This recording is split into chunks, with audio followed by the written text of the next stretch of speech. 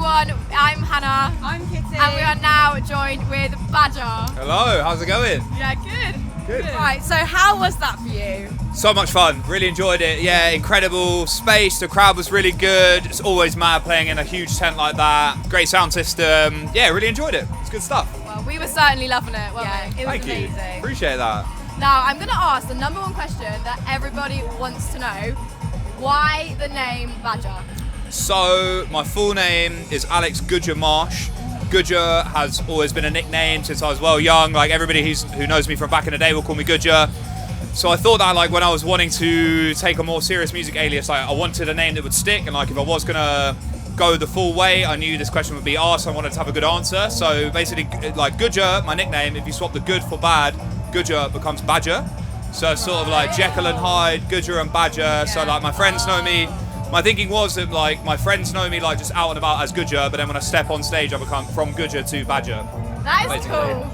I would I never love have that. thought of that. If So you that's hadn't the- explained it, I would have been like, he just likes animals. Like. But then luckily, like there's also some good synchronicity because like badgers live in sets. That's what their home is called, and like badgers are also like rare and like aggressive animals, which is kind of in keeping like the music as well. So I think I didn't even think of that, but a lot of that fell into place quite nicely as well. I love how perfectly that all fits together. Yeah, it's like it worked meant to be. out. That's it. Yeah, exactly. Something like that. And how was it meeting the one and only Natasha Bedingfield? It was great. Yeah, she was great. A lot of fun. We met at the top of the Shard in London because she had a gig there. Got some content, took some pictures with the view, went and did a little kitchen dance like in the kitchen of the Shard. Then we went on a night out, sort of went around a few bars and stuff like that, did some more shooting. Yeah, she was great. It was really nice to meet her in the flesh, and such a crazy sort of full circle moment from making that track in my bedroom on a rainy evening in December to then actually like chilling with her and going on a night out in London. Pretty surreal, to be honest. So yeah, really good fun. Let's talk about that track. The reception that's had from everyone, it's gone viral. It's all over my TikTok for Is you it? page. Yeah. Like that must be an insane feeling. Yes, one I struggle to even get my head around now, because like there have been some weeks where I can't even like have a doom scroll myself without hearing it on Insta and TikTok. Like it's everywhere. It was the number one trending audio on Instagram for like a couple of days, and it was number like 12 on TikTok for a few days as well. So it's yeah, very surreal. I never would have expected it's gone as far as it did. Amazing. And you were at Love Saves the Day and Yeah. Ibiza Rocks. Yeah. How was it performing on that large scale of a stage? Yeah, both were amazing. I would say that Love Saves is probably the best set I've done this year. I think Bristol just being a place I lived for like 7 years until recently, and Bristol just really get that like underground music in a place not many other places do in the same way. And it was just like a really good sound system, like incredible stage. Lots of things just fell into place, and that one was incredible. And Ibiza Rocks as well, like quite a mad one for me as well as a sort of underground garage artist to get booked to the place where like house rules, like in Ibiza. So yeah, that was an honour as well. Yeah, both incredible in different ways, but yeah, both great. And I want to mention, so you're a huge advocate for the underground scene and really kind of bringing that up. What can people do to keep pushing that to make sure that kind of it stays alive? And It's a good question.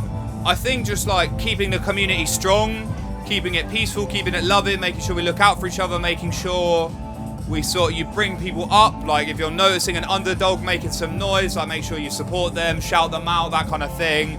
I think garage is great in that it's more sort of open and welcoming than some genres. Like I made drum and bass for a couple of years before garage, and I found it to be, it might have changed now to be fair, but I found it to be a little bit more cutthroat, a little bit more dog eat dog, and like it's a very competitive space because it's quite a niche sound. Whereas garage, it's a bit more sort of inviting and welcoming, and it felt more like a family within garage. So yeah, something along those lines, I'd say. And what other festivals do you have up this summer? Lots in the pipeline. Secret Garden Party, I'll be at Glastonbury. Big shame about El Dorado. I was meant to be there, but unfortunately they can't run anymore. Stories in the Park. I've got lots of small ones, like ones in like Stroud and Newport. Trying to think what else. But yeah, lots coming up. Got about 14 bookings of festivals, I think, over the next 3 months. So yeah, it's good stuff. I'm very excited for summer.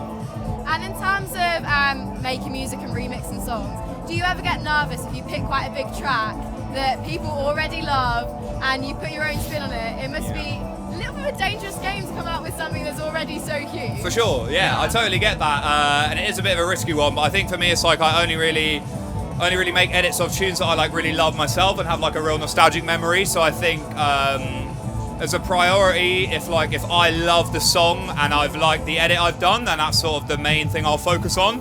And then if other people like it, then that's just a bonus. But yeah, totally get that. It's definitely nerve-wracking, but I tried to not focus too much on what other people will think and just sort of like make sure that it's something I'm happy with and I like. Yeah.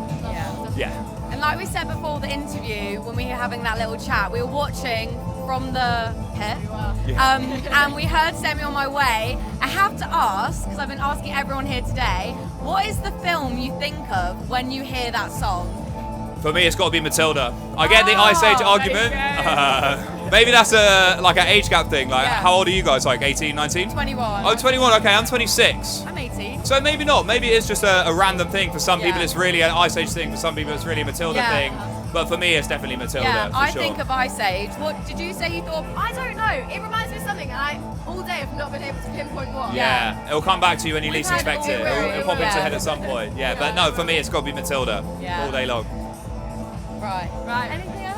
No. Good. Thank you. No worries. So much. Thank you very much. That was incredible. Your set was amazing. Thank you. I appreciate that. I'm literally going to do a dedicated post. Oh, nice. I look you. forward to seeing it. Nice one, guys. Thank you so much for chatting with me. Thank you so Appreciate much. it. Big love, Uncle Badge.